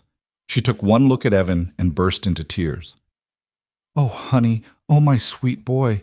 Come here right now. Evan slid from the saddle and went to her, and she folded him into her arms like she'd never let go. Jack stayed on his horse, watching, feeling like an intruder on their reunion. After a long moment, the woman looked up at him, still holding Evan tight. You're Mr. Calder, the man who brought him home. Yes, ma'am. I can't ever repay you for that, for keeping him safe, for... Her voice broke. For keeping him whole. He kept himself whole, ma'am. I just rode alongside him. She studied Jack with shrewd eyes that saw more than he was comfortable with. The telegram said there was trouble, that a man died. The man who killed your sister and her husband. He's in the ground now, won't hurt nobody else. She absorbed that, her arms tightening around Evan. And you? Are you hurt? You're holding yourself careful. I'm healing. I'll be fine. Then you'll stay for supper at least. Stay the night. A man who brings my nephew home safe deserves a hot meal and a real bed. Jack started to refuse, to make his excuses and ride on like he always did. But Evan pulled away from his aunt and looked up at Jack with those gray eyes that had seen too much. Please stay, the boy said. Just for tonight.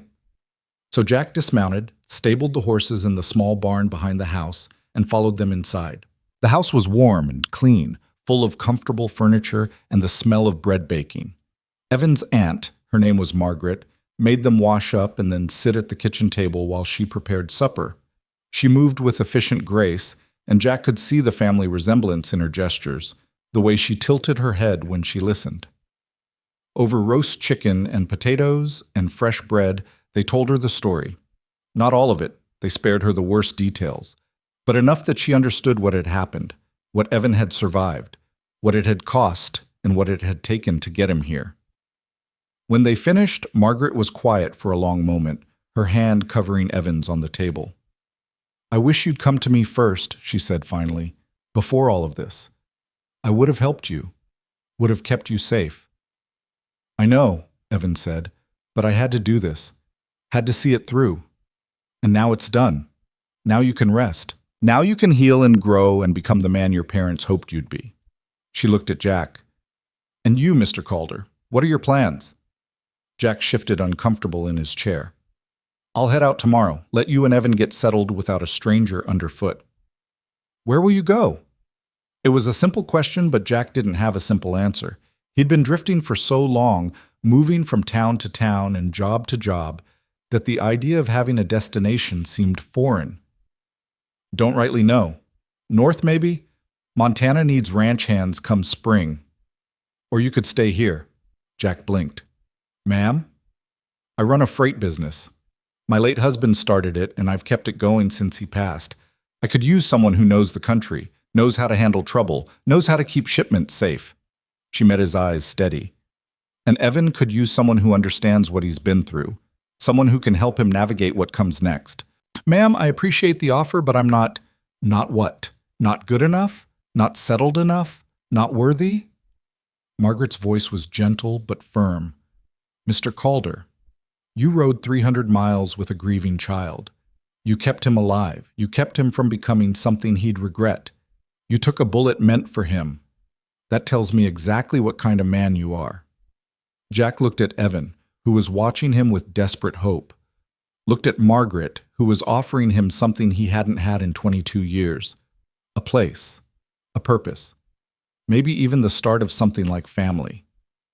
I'll think on it, was all he could manage.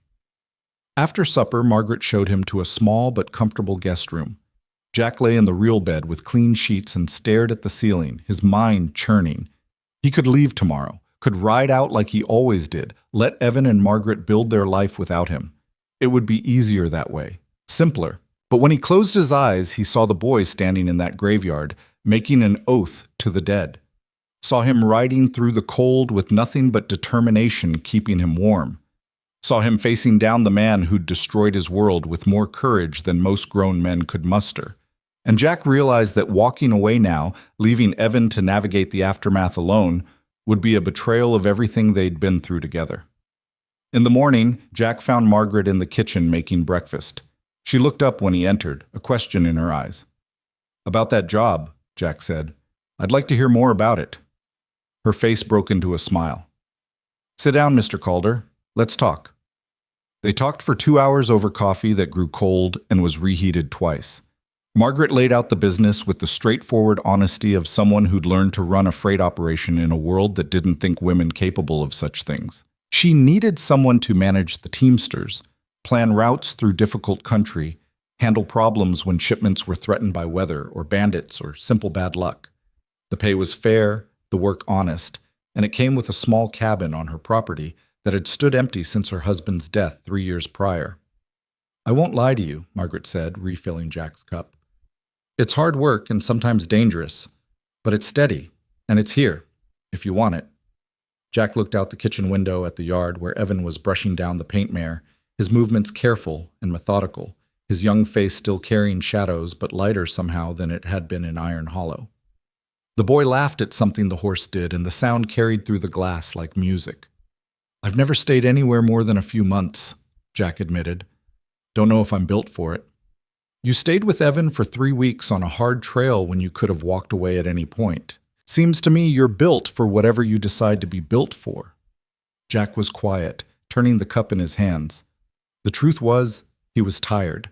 Tired of drifting, tired of sleeping in different towns with one eye open, tired of the loneliness that came from never letting anyone close enough to matter. And there was Evan to consider. The boy who'd looked at him last night with hope in his eyes, who'd asked him to stay not once but twice now. "All right," Jack heard himself say. "I'll try it, see how it goes." Margaret smiled, and Jack saw relief there alongside satisfaction. "Good. You can start whenever you're ready. The cabin needs some work, but it's sound, and Evan will be glad to have you close." As if summoned by his name, the boy appeared at the back door, his face flushed from the cold. "Aunt Margaret, the mare's done, and I put fresh water in her stall, and—" He stopped, looking between them. "What's happening?" "Mr. Calder's going to be staying on, working for me, managing the freight business." Evan's face transformed, joy breaking through like sun after storm. "You're staying? Really staying?" "For a while at least," Jack said, not wanting to make promises he might not keep. "We'll see how it goes." The boy crossed the kitchen and threw his arms around Jack before he could react, hugging him tight despite Jack's wounded side. Jack stiffened for a moment, unused to such open affection, then slowly put his arms around Evan and held on. "Thank you," Evan whispered against his shoulder. "Thank you for not leaving." Over the boy's head, Jack met Margaret's eyes. She nodded once, a gesture of approval and understanding, and Jack felt something settle in his chest, something that had been restless and unsettled for longer than he could remember. The first weeks were an adjustment. Jack moved into the cabin, a sturdy 2-room structure that needed new chinking between the logs and a repair to the chimney but was otherwise solid. He fixed it up in the evenings after work, his hands remembering skills he'd learned as a young man before drifting became his way of life. The freight business kept him busy. Margaret ran 4 wagons on regular routes between Cheyenne and the smaller settlements in the territory, carrying everything from mining equipment to dry goods to personal belongings for families heading west. Jack learned the routes, got to know the teamsters, and proved his worth by negotiating a better rate with a stubborn mine foreman who'd been holding out on payment. "You're good at this," Margaret observed one evening as they reviewed the accounts in her office. "Better than I expected. Ran my own outfit once, long time ago, before things went sideways." "What happened? If you don't mind my asking." Jack was quiet for a moment, old memories surfacing. "My brother was murdered. I went after the men who did it. By the time I was done, the business was gone, and so was most of who I'd been. Been drifting ever since, trying to outrun what I'd done." Margaret set down her pen, her expression thoughtful. "And now?" "Now I'm trying to figure out if a man can stop running and still survive." "I think you can. I think you already are." Evan thrived under Margaret's care. She enrolled him in the territorial school, where he proved himself a quick study despite the gaps in his education. The other children gave him a wide berth at first. Word had spread about what he'd been through, the oath he'd made, the man who'd died. But gradually they accepted him. Jack would see him walking home some afternoons with a group of boys his age, talking and laughing, being a child again instead of a vessel for grief and vengeance. But the nights were harder. Jack would hear Evan crying sometimes through the walls of the main house, would see him standing at his window long after he should have been asleep, staring out at nothing. Margaret handled it with patience and love, sitting with the boy when the grief became too heavy, letting him talk about his parents without trying to rush him past the pain. One evening, about a month after they'd arrived in Cheyenne, Evan appeared at Jack's cabin door just after sunset. Jack had been reading by lamplight, his side still tender but healing well, and he set the book aside when he saw the boy's face. "Can I come in?" "Of course. You all right?" Evan entered and sat in the chair by the fire, his hands clasped between his knees. For a long moment he didn't speak, just stared into the flames like they held answers to questions he was afraid to ask. "I had a dream about him," he finally said. "About Black. About pulling the trigger and watching him fall. And in the dream I felt good about it, felt like I'd won. He looked up at Jack, his eyes haunted. But when I woke up, I felt sick, like I'd done something wrong even though it was just a dream. Jack moved to sit in the other chair, giving the boy his full attention. Dreams don't always mean what we think they mean. Sometimes they're just our minds trying to process things we can't quite face when we're awake. But what if that's who I really am? What if deep down I'm someone who wanted to kill, who would have done it if you hadn't stopped me? You're not that person, Evan. You're someone who wanted the man who hurt you to face consequences. That's human. That's normal. The fact that you feel sick about the dream tells me your conscience is working just fine. Evan was quiet again, thinking. Then, do you still dream about the men you killed? Every night. Does it get easier? Jack wished he could lie, could offer comfort instead of truth. But the boy deserved honesty. No, but you learn to carry it different. You learn that you're more than the worst thing you ever did or wanted to do. You learn that every day you choose to be better than your worst impulse is a day you won. I don't feel like I'm winning anything. That's because you're in the middle of it. Give it time. Give yourself permission to heal instead of just survive. Evan nodded slowly, some of the tension leaving his shoulders. Can I ask you something else? Always. Why did you really stay? Was it just because Aunt Margaret offered you a job? Jack looked at this boy who saw too much and asked questions that cut straight to truth. He could have deflected, could have given an easy answer, but they'd been through too much together for anything less than honesty. I stayed because walking away from you felt like walking away from the person I might have been if someone had given me a chance after my brother died. I stayed because you reminded me that there's more than one way to be strong. I stayed because somewhere along that trail north, I started caring about what happened to you, and I couldn't just leave that unfinished. Evan's eyes were bright with unshed tears. I'm glad you stayed. Me too, kid. Me too. The seasons turned. Winter came hard and early, closing the high passes and limiting the freight routes to the lower valleys. Jack spent the cold months maintaining equipment, planning routes for spring, and helping Evan with his schoolwork in the evenings. The boy proved himself good with numbers and hungry for knowledge, devouring every book Margaret could find for him. Christmas came and Margaret insisted they celebrate properly, decorating the house with pine boughs and cooking a feast that filled the table. It was the first holiday Jack had observed in years, and he found himself moved by the simple warmth of it. The three of them sharing a meal, exchanging modest gifts, being present with each other in a way that felt like family, even if the word went unspoken. I got you something, Evan said after supper, producing a small wrapped package. Jack opened it carefully to find a pocket knife, nothing fancy but well made, with a bone handle polished smooth. It's not much, Evan said quickly, but I saw it in the mercantile and thought you might like it, for work and such. Jack turned the knife over in his hands, feeling the weight of it, the care that had gone into its making. It's perfect. Thank you. There's an inscription. On the blade. Jack opened the knife and tilted it to the light. Etched in small letters along the steel were 3 words.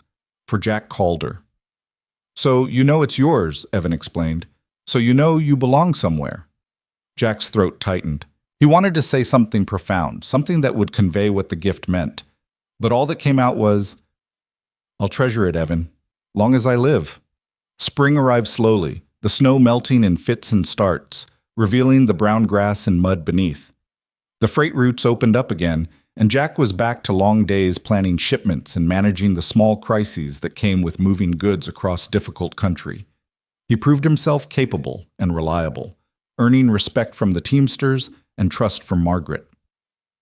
One evening in late April, as Jack was finishing paperwork in Margaret's office, she set down her pen and looked at him with an expression he couldn't quite read.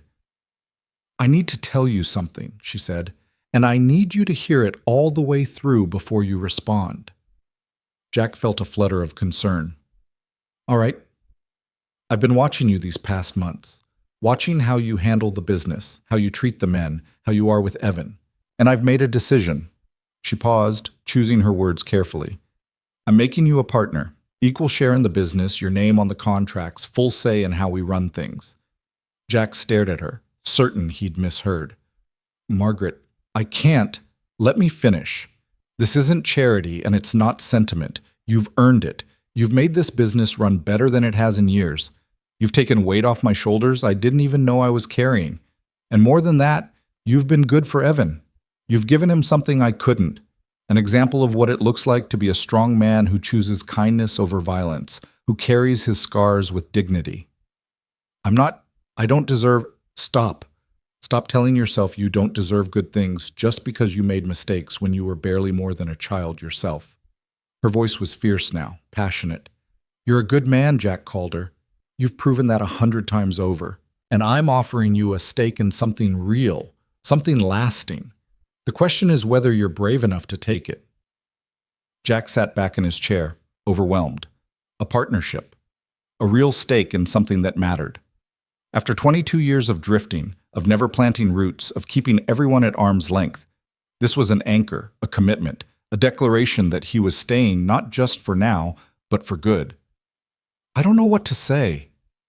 Say yes, or say you need time to think about it, but don't say no because you think you're not worthy. I've already decided you are. Jack looked at this woman who'd taken in her orphaned nephew without hesitation, who ran a business in a man's world with grace and steel, who saw something in Jack worth investing in.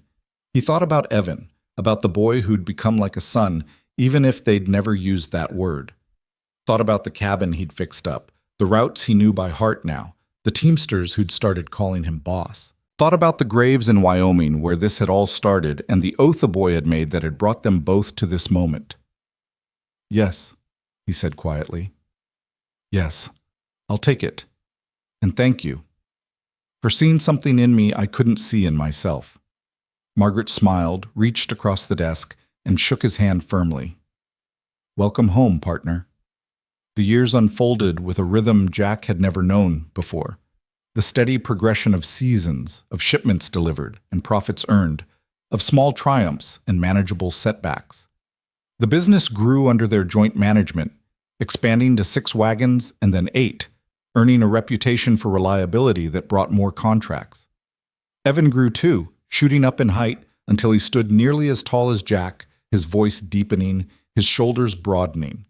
He finished school at the top of his class and apprenticed with a lawyer in town, showing an aptitude for the law that surprised no one who'd heard him argue. The shadows didn't leave him entirely. He still had nightmares sometimes, still went quiet on the anniversary of his parents' deaths. But the grief became something he carried instead of something that carried him.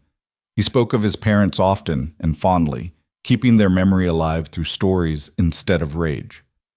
On a warm evening in late summer, 5 years after they'd arrived in Cheyenne, Jack and Evan sat on the porch of the cabin watching the sun set. Evan was 17 now, on the verge of manhood, his face still holding traces of the boy he'd been but transformed by time and healing. I got accepted, Evan said without preamble. Jack looked at him. To the law school in Denver? Full scholarship. They want me to start in the fall. Jack felt pride and sadness in equal measure. That's wonderful, Evan. Your folks would be so proud. I couldn't have done it without you, without this. Evan gestured to encompass the cabin, the property, the life they'd built. You gave me a chance to be more than my grief. You showed me there was another way. You did that yourself. I just rode alongside you. Evan smiled, and Jack saw an echo of the fierce child in the graveyard, transformed now into something softer, but no less strong. Do you remember what you said to me that first night, when I told you about the oath? I said a lot of things. Most of them probably wrong. You said that carrying hate was like drinking poison and hoping the other man died of it. I didn't understand then. Thought you were trying to talk me out of something I needed to do. Evan paused, his voice going quiet. But you were right. If I'd killed Black myself, if you hadn't stopped me, the poison would have killed me slow. I'd have become something my parents wouldn't recognize. Jack thought about the men he'd killed at 16, about the weight he'd carried ever since. I'm glad you were spared that. Glad you got to choose a different path. You chose it too, when you stayed here instead of drifting, when you let yourself be part of something. Best choice I ever made. They sat in comfortable silence as the sky turned from gold to purple to deep blue. Lightning bugs appeared in the grass, blinking their small signals to each other. Somewhere in town a dog barked. The world turned on, indifferent and beautiful. Jack? Evan's voice was thoughtful. If you could go back and change what happened, if you could save my parents somehow, would you? It was a cruel question, the kind that had no good answer, but Jack understood what the boy was really asking. I'd give anything to spare you that pain, to give you back what you lost. But I can't change the past, and wishing I could doesn't help anybody. Jack looked at Evan directly. What I can do is honor what they gave you, help you become the man they hoped you'd be. Make sure their deaths weren't meaningless because you went on to do meaningful things with the life they gave you. Do you think I have done meaningful things? You're 17 years old and you've already shown more courage and heart than most men manage in a lifetime. You chose mercy over vengeance. You chose to heal instead of staying broken. You chose to build a future instead of dwelling in the past. Jack's voice roughened with emotion. Yeah, Evan. I think you've done them proud.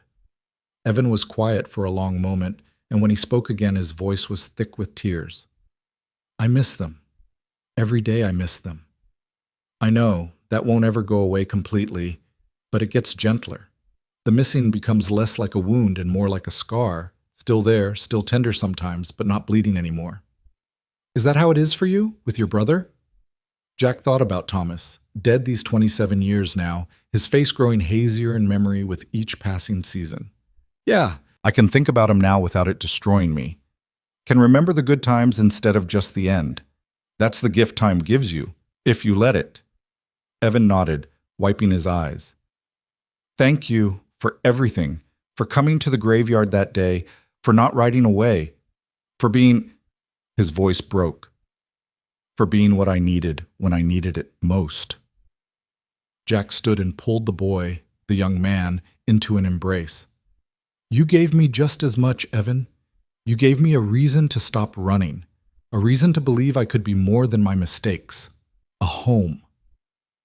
They stood there on the porch as the stars came out, and Jack marveled at how far they'd both come from that windswept cemetery in Wyoming, how a boy's oath and a drifter's conscience had somehow led to this, to family, to purpose, to a future that stretched ahead full of possibility instead of just empty miles. The fall came and Evan left for Denver, his belongings packed in a trunk, his future bright ahead of him.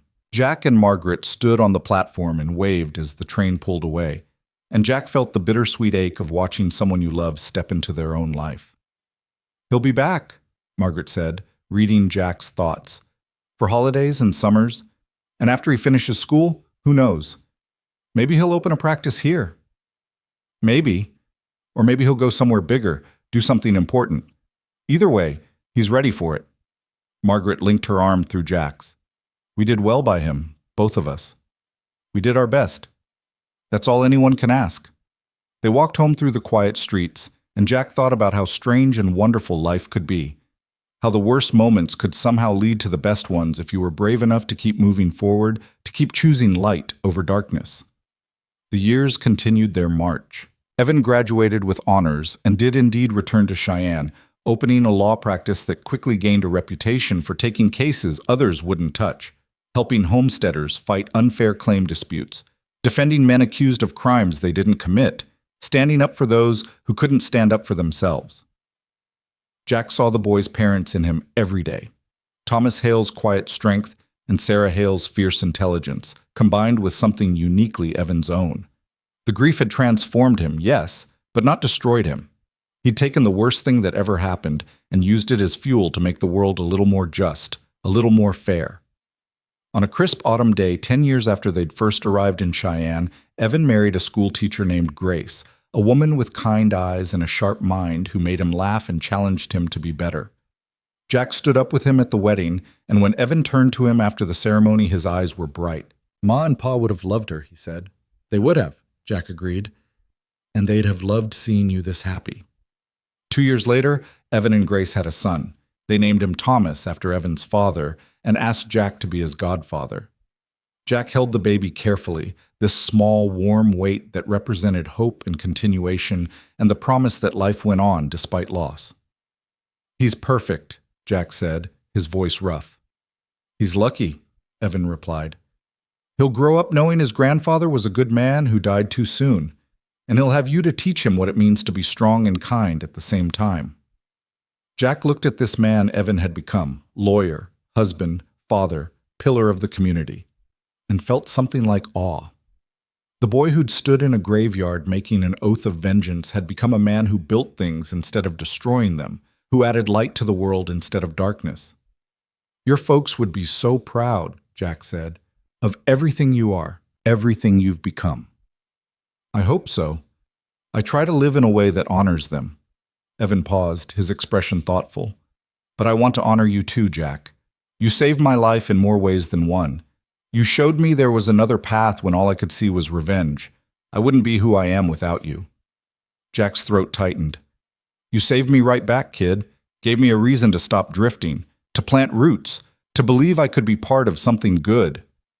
They stood together in the warm afternoon sun, 3 generations connected by love and choice and the strange grace that had brought them together on a windswept hillside so many years ago. The seasons turned. Jack grew older, his hair going silver, his movement slower but still steady. He and Margaret ran the freight business together for another decade before finally selling it to one of their teamsters, a reliable man who'd worked for them since the early years. They kept the house and the cabin and lived quiet lives, watching Evan's family grow. Thomas joined by a daughter named Sarah, then another son called Jack. On the 20th anniversary of Thomas and Sarah Hale's deaths, Jack rode with Evan back to Wyoming. They made their way to the hillside cemetery where it had all begun, where a boy had made an oath and a drifter had decided to bear witness. The graves were still there, the wooden markers replaced now by proper headstones that Evan had commissioned years earlier. Fresh flowers lay against the stone. Margaret had sent them ahead, knowing they'd be making this journey. Evan stood between the graves just as he had 2 decades before, but everything else was different. He was a man now, 30 years old, with a family and a career and a life that honored his parents' memory instead of being consumed by their loss. I wanted to come back, Evan said quietly, to tell them how things turned out, to let them know I'm all right. Jack stood back, giving him space for whatever private words needed saying. He watched as Evan knelt, placed his hands on the stones the way he'd done on the wooden markers so long ago. I made it, Ma, Pa. I made it through. Evan's voice was steady, no longer the child's desperate promise, but a man's quiet certainty. I didn't let what happened to you destroy me. I didn't become the thing I was so sure I needed to be. I chose different. I chose better. And I have Jack to thank for that. He stood, turned to face Jack with tears streaming down his face. Thank you for stopping me, for saving me from myself, for showing me that the strongest thing a person can do is choose mercy over vengeance. Jack crossed to him, put a hand on his shoulder. You did the choosing, Evan. I just made sure you had the chance. They stood there together as the wind blew across the high grass and the sky stretched wide and blue above them. Jack thought about the oath spoken here 20 years ago, about the boy who'd been so certain that violence was the only answer, about the long road that had brought them both to this moment of peace. Do you ever regret it? Evan asked. That we didn't just let me kill Black? That it got complicated? Jack thought about that terrible moment in the street, the gunfire, the blood, the marshal's shotgun ending what Jack had been trying to prevent. Thought about how close they'd come to losing everything. No, he said firmly, because you didn't pull that trigger. You wanted to, and that's human. But in the moment that mattered, you let me stop you. You chose to step back from that edge, that choice. That's what saved you, not the fact that Black died anyway. The fact that you didn't become his killer. Evan nodded slowly, understanding settling over his features like sunlight. The oath was to see justice done, not to do it myself. Exactly. And justice was done. Black faced consequences for what he did. Just not at your hands, not at the cost of your soul. They stayed at the graveyard for another hour, talking about Thomas and Sarah, remembering them not as victims, but as people who'd lived full lives and loved their son completely. When they finally rode away, Evan looked back once, his face at peace. Goodbye, Ma, Pa. I'll come back again, and I'll bring your grandchildren so they know where they come from. The ride back to Cheyenne was quiet, both men lost in their own thoughts. As the sun began to set, painting the sky in shades of orange and gold, Evan spoke suddenly. "Jack, can I tell you something I've never told anyone? Always. Sometimes I still have the dream, the one where I pull the trigger, where I kill Black myself. And in the dream, it feels right, feels justified." He paused, his voice dropping. "But then I wake up and I'm grateful. Grateful you stopped me. Grateful I don't have to carry that weight. But that's how you know you made the right choice. Not because you stopped wanting justice, but because you're glad you found it without becoming something you'd regret. Did you ever find that? Peace with what you did? The men you killed?" Jack was quiet for a long time, watching the light fade from the sky. "I've made my peace with being imperfect, with having scars. I can't change what I did at 16, but I can choose every day since to be better than I was. You helped me do that, Evan. Help me see that redemption isn't about erasing the past. It's about building a future that matters more." They rode on through the gathering dark, and Jack felt the weight of all those years. The grief and the healing, the mistakes and the grace, the long journey from that graveyard to this moment, settle into something like wisdom. He'd spent half his life running from what he'd done, convinced he didn't deserve peace or home or family. Then a grieving boy had made an oath, and Jack had chosen to bear witness, and somehow that choice had led him here, to family that wasn't blood, but felt like it, to purpose that gave his days meaning, to a life that mattered not because it was perfect, but because it was lived with intention. When they reached Cheyenne, Evan's family was waiting. Grace with little Thomas and Sarah and baby Jack, all of them spilling out of the house to welcome them home. Jack watched Evan scoop up his children, saw the joy on his face, and felt his heart swell with something that felt like pride and love and gratitude all mixed together. Margaret came out to meet him, older now, but still sharp-eyed and strong. She took his hand and they stood together watching Evan's family, watching this life they'd all built together from the ashes of grief. "We did good," she said softly. "We did," Jack agreed. "Better than I ever hoped." That night, lying in his bed in the cabin he'd called home for 20 years, Jack thought about oaths and choices and the strange paths life took. Thought about a boy in a graveyard and a drifter who'd decided to care and how that moment had changed everything. He'd gone to that cemetery expecting nothing but another empty mile, another town to pass through, another day of running from his past.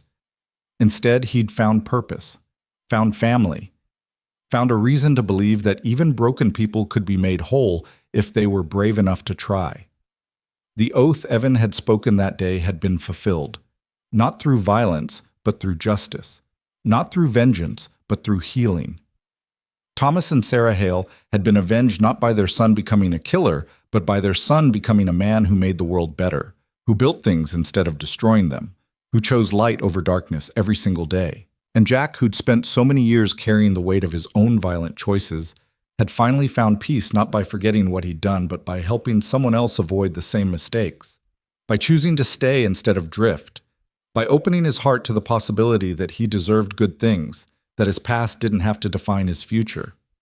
As sleep pulled him under, Jack's last thought was of that windswept hillside and a boy's determined voice making promises to the dead. He'd been a witness that day, but he'd become so much more. A guardian, a teacher, a father in all the ways that mattered. And when morning came, Jack woke not to loneliness and regret, but to the sounds of Evan's children playing in the yard, their laughter bright and clear, proof that from grief and loss and a child's desperate oath, something beautiful had grown. The story that began in a graveyard with death and vengeance ended here, 2 decades later, with life and laughter and love. The oath had been kept, not in the way a grieving child had imagined, but in a way that honored the dead by letting the living truly live. That was the real victory.